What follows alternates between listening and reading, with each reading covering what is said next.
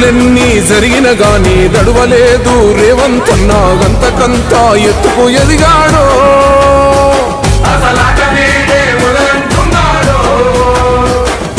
ఒక్కనాడు పోలేదు ఒక్కడయ్యి కొట్లాడాడు అందుకే పెద్ద నాయకుడయ్యాడో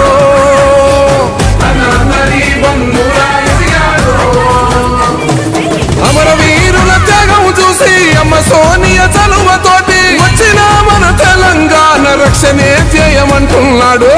రంగుల జెండా బట్టి సింగమోలే కదిలినాడు ఒక్కరో కాంగ్రెస్ సూర్యుడు మన రేవంతన్న నిగ్గదీసి అడిగే